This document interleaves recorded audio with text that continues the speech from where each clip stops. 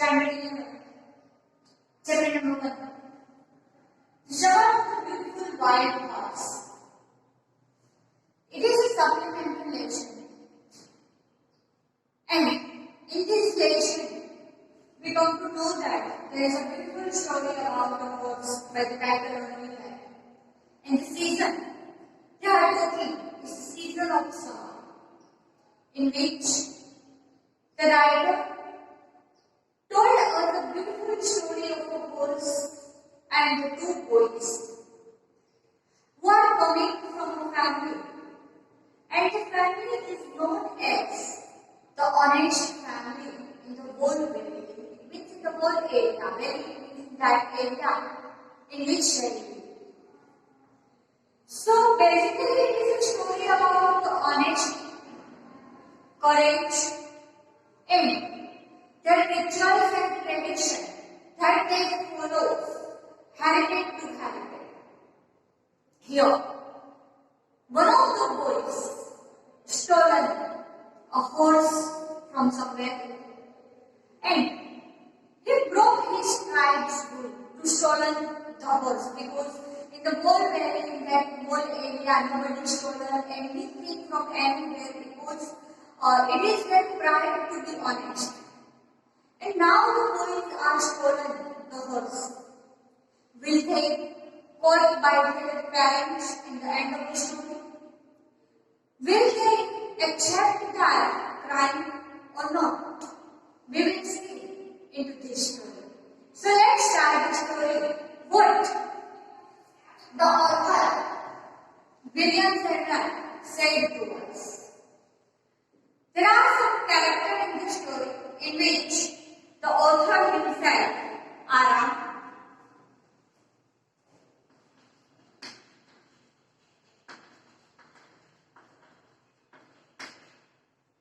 the author's cousin,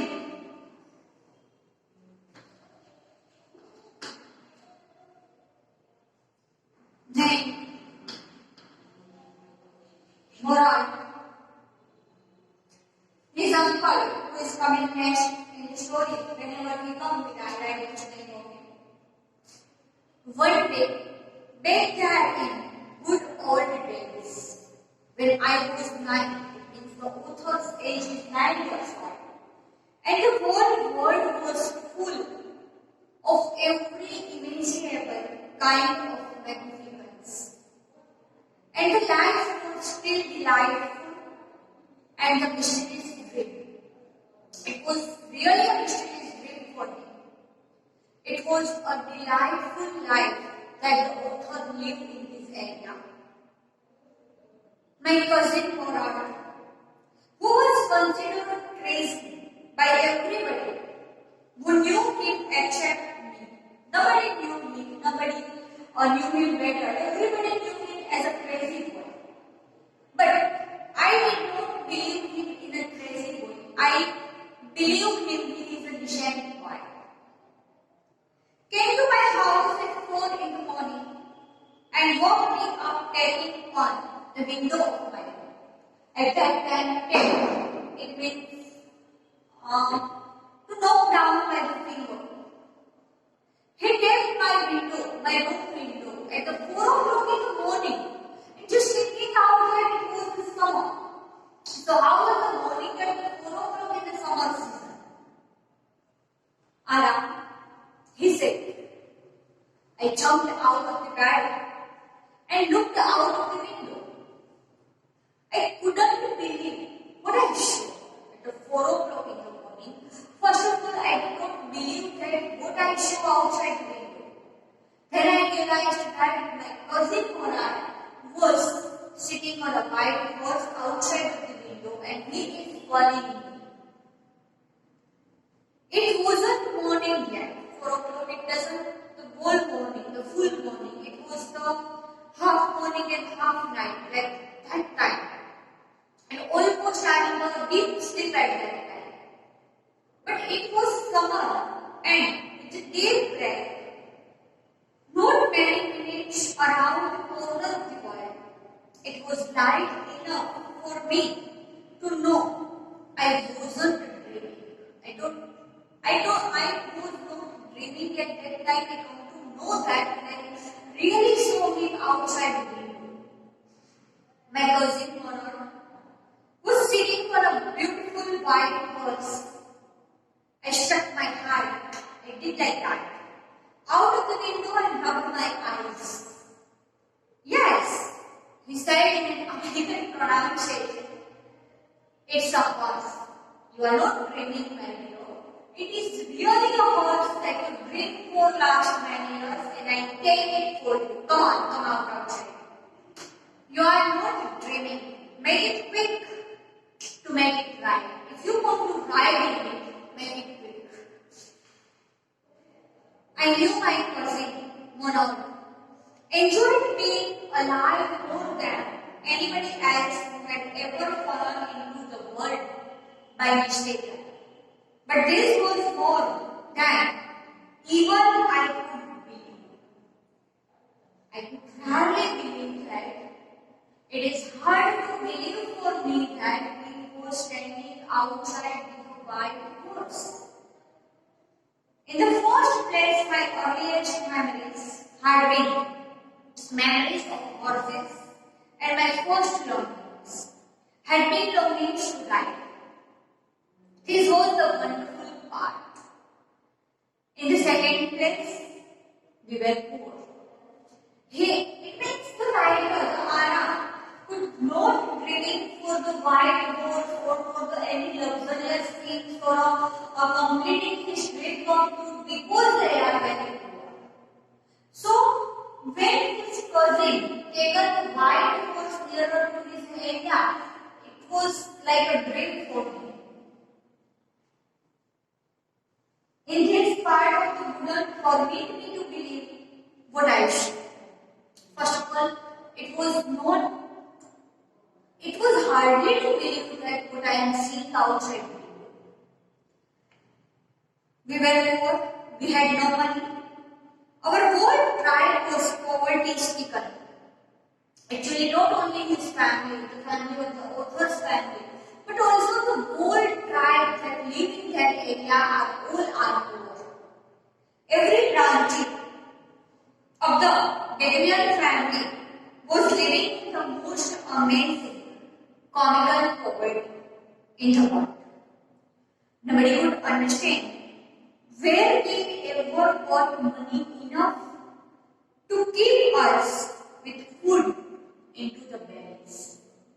It means the food that are digested on our bellies are taken as a family member. It is enough for us.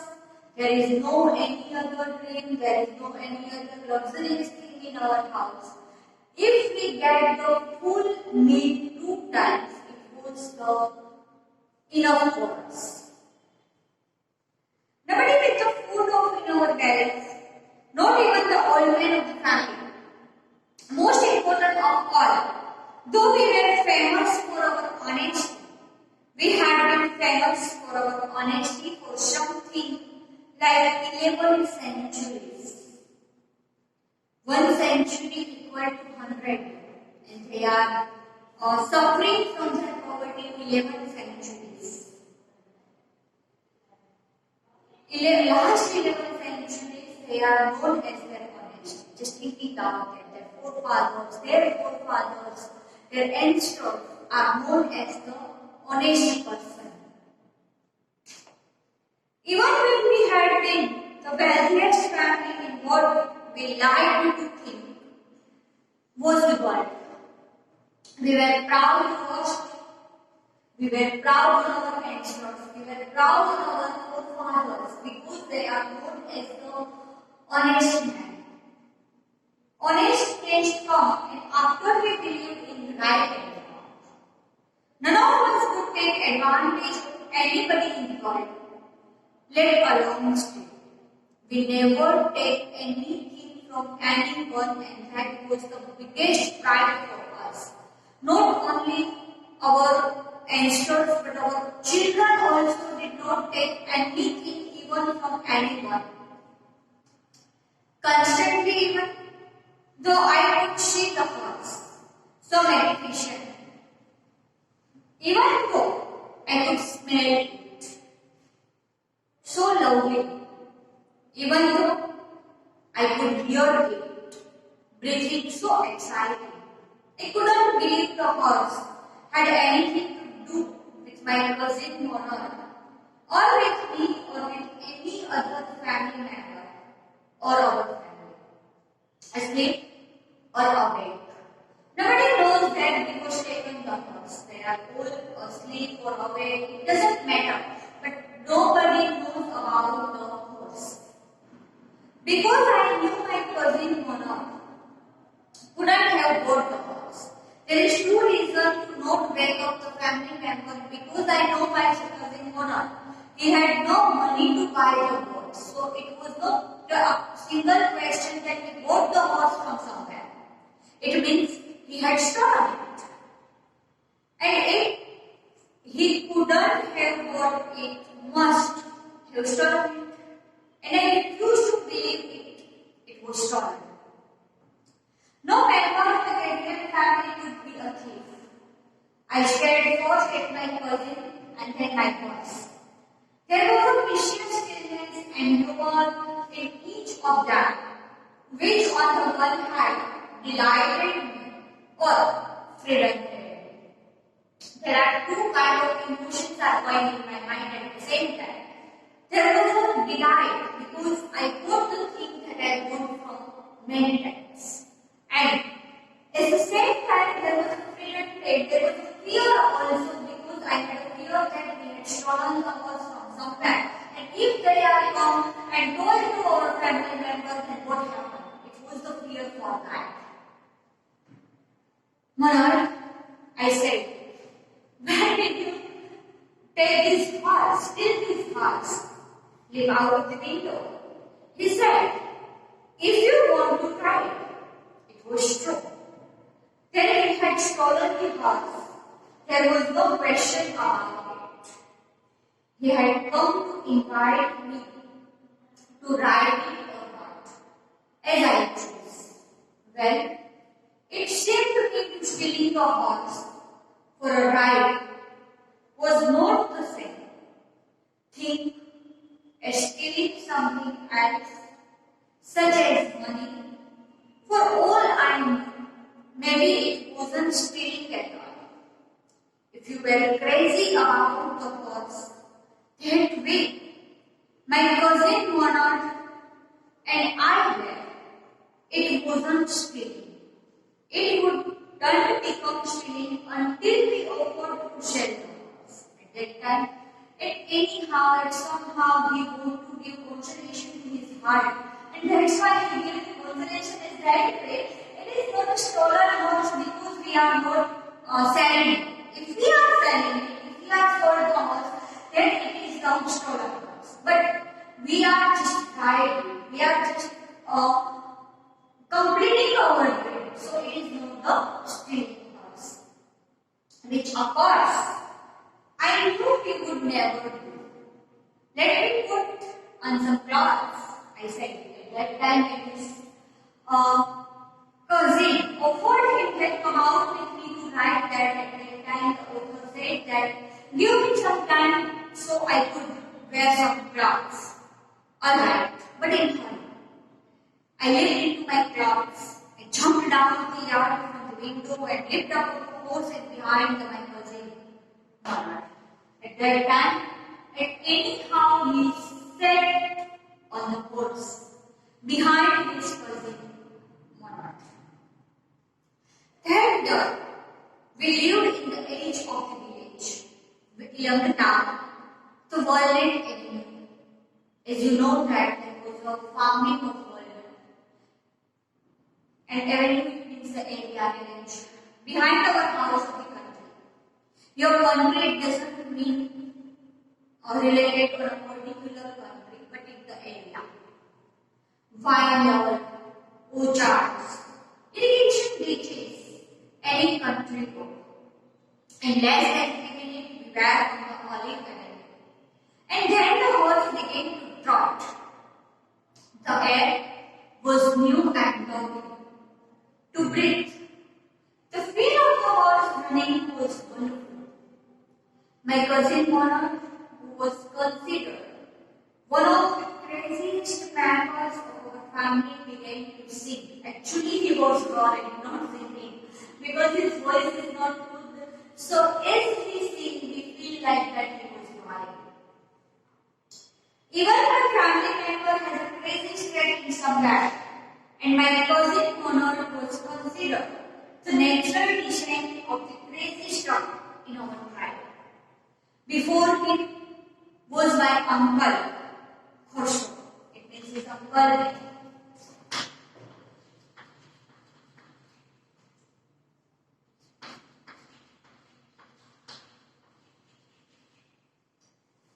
A numerous man with a powerful head of black hair and the largest nostril.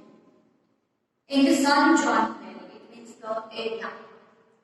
A man so furious in temper, so irritable, so impatient that he stopped anyone from talking to him. He was so irritable that he was so furious that if anyone roaring, he would stop him because he didn't like the voice. It is no harm to pay attention on it. That was all. No matter what anybody happened to be thinking about, once it was his own son, Ark, running 8 blocks in the barber shop, where his father was having his mosquito, tripped to the him where the house was fire. The name of his son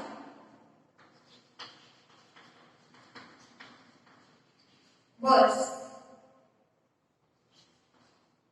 Arak.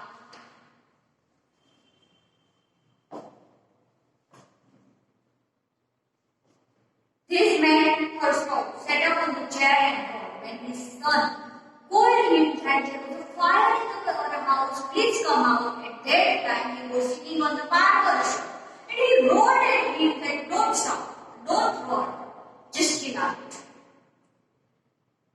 There was the Kushram sat up on the chair and roared. It was no harm. Pay no attention to it, the barber said. But the boy says your house is in fire. Shouldn't Kushram roared, enough. It is no harm, I say. How dear the person is. My cousin Conrad was considered the natural descendant of this man. Although Manod's father was Jorah. It means the name of the Manod's father was Jorah.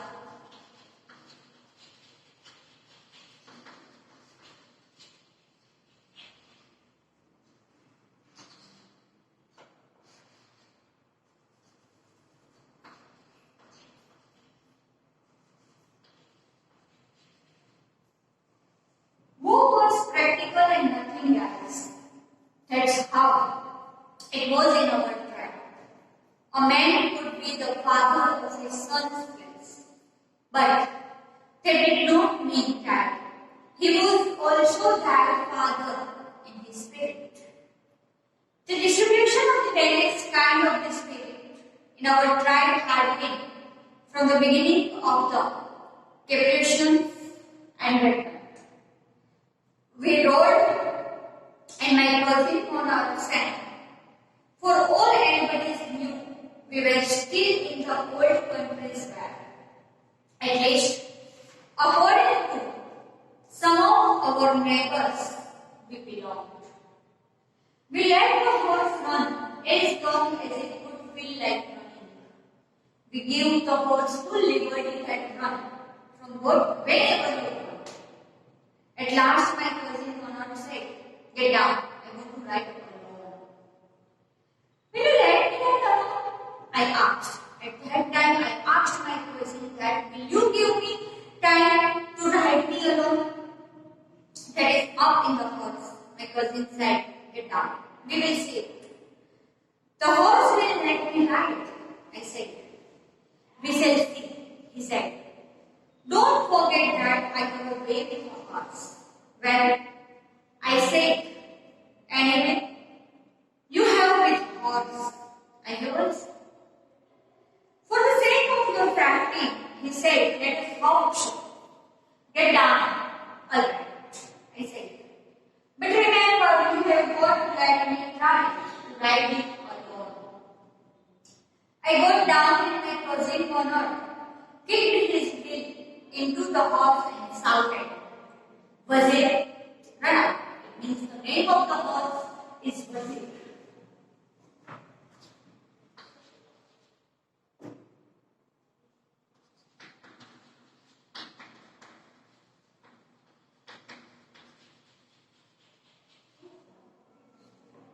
The horse stood on its hind leg, its behind leg, snorted, and rushed into the fury to speak that was the loveliest thing that I ever had seen.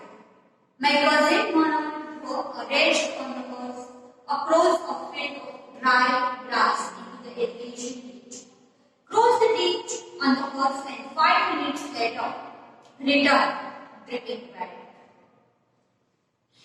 What will happen